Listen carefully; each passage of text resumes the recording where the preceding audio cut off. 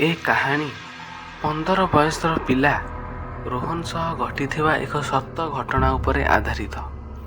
ଗୋଟେ ଦିନ ସନ୍ଧ୍ୟାରେ ରୋହନ ତା ଟ୍ୟୁସନରୁ ଆସି ବସ୍ଷ୍ଟପ୍ରେ ବସ୍କୁ ଅପେକ୍ଷା କରିଥାଏ। ସେତିକିବେଳେ ସେ ଦେଖିଲା ସେଠାରେ ଗୋଟିଏ ବୁଢ଼ୀ ଲୋକଟି ବସି କାନ୍ଦୁଥିଲା। ଏହା ଦେଖି ରୋହନକୁ ବହୁତ ଦୟା ଲାଗିଲା। ଆଉ ସେ ବୁଢ଼ୀ ଲୋକଟିର ପାଖକୁ ଯାଇ ପାଣି ପିଇବା ପାଇଁ କହିଲା। ସେ ବୁଢ଼ୀଟି ହଠାତ୍ କାନ୍ଦିବା ବନ୍ଦ କରିଦେଲା। ଆଉ ସେ ରୋହନ ଆଡ଼କୁ ଗୋଟିଏ ଭୟାନକ ନଜରରେ ଦେଖିଲା। ଆଉ ଗୋଟେ ଭୟାନକ ସ୍ୱରରେ କହିଲା, କ'ଣ ତୁ ଜାଣିଛୁ ମୋ ସ୍ୱାମୀ କେଉଁଠି ଅଛି? ଯଦି ଜାଣିଛୁ ତାହେଲେ ଏବେ କହିଦେ, ନହେଲେ ତୋ ସହ କିଛି ଠିକ୍ ହେବନି। ରୋହନ ଏ କଥା ଶୁଣି ଟିକେ ପଛକୁ ପଳାଇଲା। ସେ ଭାବିଲା ସେ ବୁଢ଼ୀଟି ବୋଧେ ପାଗଳ ହୋଇଯାଇଛି। ହେଲେ ସେ ବୁଢ଼ୀ ଲୋକଟି ସେଠାରୁ ଉଠି ପଡ଼ିଲା ଆଉ ରୋହନ ଆଡ଼କୁ ଯିବାକୁ ଲାଗିଲା। ରୋହନ ଦେଖିଲା ସେ ବୁଢ଼ୀ ଲୋକଟିର ପାଦ ଓଲଟା ଥିଲା, ଆଉ ସେ ତଳେ ନ ଚାଲି ମାଟି ଉପରେ ଉଡ଼ିଲା ପରି ଠିଆ ହୋଇଥିଲା। ଏସବୁ ଦେଖି ରୋହନ ପୁରା ଡରିଗଲା। ତା ସହ ଏସବୁ ପ୍ରଥମ ଥର ହେଉଥିଲା। ଆଉ ସେ ରୋହନ ସେଠାରେ ପାଣି ବୋତଲ ଫୋପାଡ଼ି ସେଠାରୁ ଦୌଡ଼ିବାକୁ ଲାଗିଲା। ଆଉ ଦୌଡ଼ି ଦୌଡ଼ି ସିଧା ଘରେ ପହଞ୍ଚିଗଲା।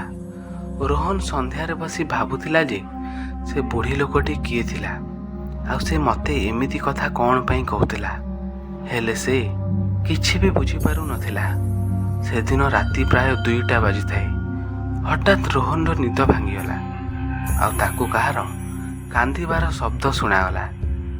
ରୋହନ ଯେମିତି ଉଠିଲା, ସେ ଦେଖିଲା ସେ ବୁଢ଼ୀ ଲୋକଟି ତା ସାମ୍ନାରେ ବସିକି କାନ୍ଦୁଥିଲା।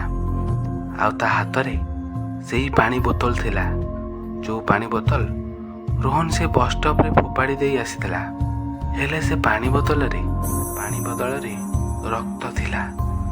ସେ ବୁଢ଼ୀଟି ହଠାତ୍ ରୋହନର ତଣ୍ଟିକି ଧରି ପକାଇଲା ଆଉ ତା ତଣ୍ଟିକୁ ଜୋରରେ ଚିପିବାକୁ ଲାଗିଲା। ସେ ବୁଢ଼ୀଟିର ଚେହେରା ଏତେ ଭୟାନକ ଥିଲା ଯେ ଯେମିତି ଲାଗୁଥିଲା ସେ ଏବେ ହିଁ ରୋହନକୁ ଖାଇଯିବ। ସେ ବୁଢ଼ୀଟି ବାରମ୍ବାର କହୁଥିଲା, ତୁ ହିଁ ମୋ ସ୍ୱାମୀକୁ ମାରିଛୁ। ରୋହନ ଡରିକି ଜୋରରେ ଚିତ୍କାର କଲା। ଆଉ ତା ଚିତ୍କାର ଶୁଣି ତାର ମମି ବାପା ଦୌଡ଼ିକି ସେ ରୁମ୍କୁ ଆସିଲେ। ଆଉ ସେମାନେ ଯେମିତି ସେ ରୁମ୍ର ଲାଇଟ୍ ଅନ୍ କରିଛନ୍ତି, ଦେଖିଲେ ଯେ ସେଠାରେ କେହି ବି ନଥିଲେ। ଆଉ ରୋହନ ଏକୁଟିଆ ବସି ଜୋରରେ କାନ୍ଦୁଥିଲା।